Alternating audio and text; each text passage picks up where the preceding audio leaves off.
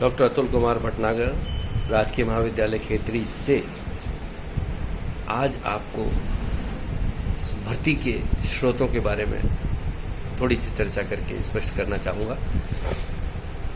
भर्ती का अर्थ हमने कल देखा, क्योंकि भर्ती सिलेक्शन नहीं है, इसलिए भर्ती के लिए आपको जो सोर्सेज हैं, दो बड़े बड़े स्रोत हैं, दो बड़े बड़े उसके माध्यम हैं जिसके ज़रिए आप अपने ऑर्गेनाइजेशन में रिक्रूटमेंट कर सकते हैं। इसमें सबसे पहला सोर्स है आपका इंटरनल सोर्स। एक कंपनी जो कि एस्टैब्लिश है, उसका इंटरनल सोर्स, आंतरिक सोर्स जो होता है, वो सबसे पहला उसमें आता है डिपार्टमेंटल ट्रांसफ़र। आपको अपने विभिन्न प्रकार के विभाग जो कारखाने के अंदर हैं, वहाँ से भी अपने कर्मचारियों को आप उठा सकते हैं, क्योंकि वहाँ आपको पता है कि आपके कर्मचारी की योग्यता क्या है, उसका एक्सपीरियंस क्या है, उसने किस तरह से काम किया है, उसकी रेटिंग आपके पास है, उसका सारा मॉनिटर आप लोगों ने किया हुआ है।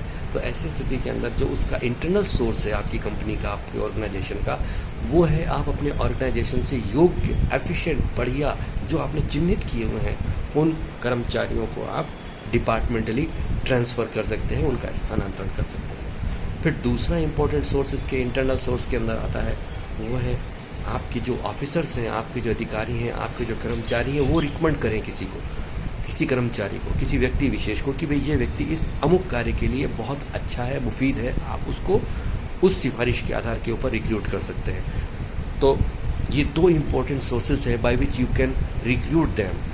फर्स्ट ऑफ ऑल, आप अपने डिपार्टमेंट्स के अंदर ट्रांसफ़र कर सकते हैं, पहली चीज़। दूसरा, आपके ऑर्गेनाइजेशन के जो ऑफिसर्स हैं और आपके ऑर्गेनाइजेशन के अंदर जो स्टाफ है, उनकी रिकमेंडेशन को भी आप ध्यान में रख करके उनको प्रमोट कर सकते हैं। दूसरा जो इम्पोर्टेंट सोर्स आता है, वो होता है बाहर से।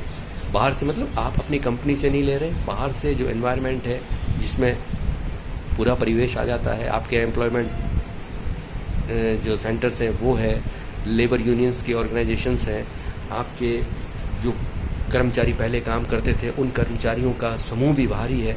तो पूर्व कर्मचारी इसमें सबसे पहले आता है कि आप पूर्व कर्मचारियों को माध्यम बना करके उन कर्मचारियों की सूचना के आधार के ऊपर उन कर्मचारियों को रिक्रूट करने की एक जद्दोजहद कर सकते हैं। इसके अलावा आप प्रार्थना पत्र तो आप कॉल करेंगे ही कि भाई आप ऑर्गेनाइजेशन में आइए, क्योंकि एडविन बी फिलिप्पो ने जो परिभाषा दी थी कि हमारा यह जो भर्ती का काम है वो सिर्फ़ और सिर्फ लोगों को आमंत्रण करना है, उनको स्वैच्छिक रूप से कहना है कि हमारी कंपनी का नाम ये है, हमारी कंपनी की ये तमाम खूबियाँ हैं। इफ़ यू वांट और if you are interested in this particular organization, please join us, please send your application. तो आप यहाँ स्वेच्छा से उनको प्रार्थना पत्र मंगवा सकते हैं।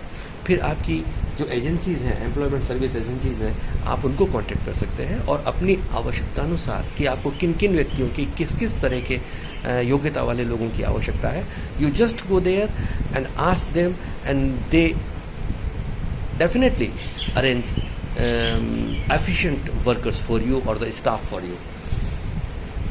इसमें आप एक और बड़ा काम कर सकते हैं कि आपको अपना एक एडवर्टीज़मेंट भी देना पड़ेगा समाचार पत्रों में, राष्ट्रीय समाचार पत्रों में, स्थानीय समाचार पत्रों में विज्ञापन दे दा करके आप अपने कर्मचारियों को रिक्रूट कर सकते हैं। विज्ञापन में किस पर्टिकुलर पोस्ट के लिए, किस पर्टिकुलर कार्य के लिए आपने लोगों को चाहा है, वो उसमें आप मेंशन करें।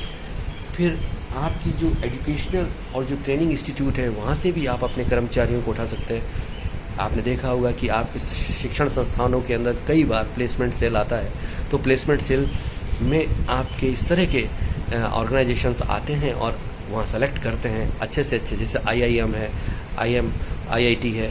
तो ये बड़े बड़े इंस्टीट्यूट्स हैं जहाँ आप efficient workers, efficient managers, efficient लोगों को आसानी से रिक्रूट कर सकते हैं। इसके अलावा अपने प्रतिस्पर्धी संस्थाएं, कॉम्पिटिटिव इंस्टीट्यूशंस जो हैं, वो भी आपका एक बहुत बड़ा ज़रिया है रिक्रूटमेंट का। आप उनको वहाँ से कॉल कर सकते हैं, क्योंकि जो वहाँ से निकल चुके हैं, जिन्होंने बाय द वे वहाँ से संस्था छोड़ दी है, तो you just go there, contact them, उनकी लिस्ट आप लीजिए और उन लिस्ट के माध्यम से आप उन लोगों को कॉल कर सकते हैं। ये कुछ फिर ग्राहकों के कर्मचारी, मतलब हमारे जो कस्टमर्स हैं, उन कस्टमर्स के पास भी नॉलेज है, उनके भी जो नॉलेज में है लोग बाग, उन लोगों को भी आप कॉल कर सकते हैं। और ऑफिसर्स के क्लब भी होते हैं हमारे, वहाँ जा कर के आप अपने कर्मचारियों को, अपने योग्य जो भी व्यक्ति आपको चाहिए उन लोगों को रिक्रूट करने के लिए अपने ऑर्गेनाइजेशन को ना मोटिवेट कर सकते हैं। तो friends, these two important methods are there, internal source of recruitment and external source of recruitment. These two important methods by which you can recruit them. Then the next step जो selection का है वो आएगा। यहाँ तक हमें इतनी बात समझनी है। Thanks a lot, love you my sweet kids. मेरे एमकॉम के प्यारे प्यारे बच्चों, जय जय श्री राधे, जय जय श्री राधे। और अपने लक्ष्यों की सदैव आप जुड़े रहें और अपने उच्च आकांक्षाओं को, आयामों को आप प्राप्त करें। जय श्री राधे।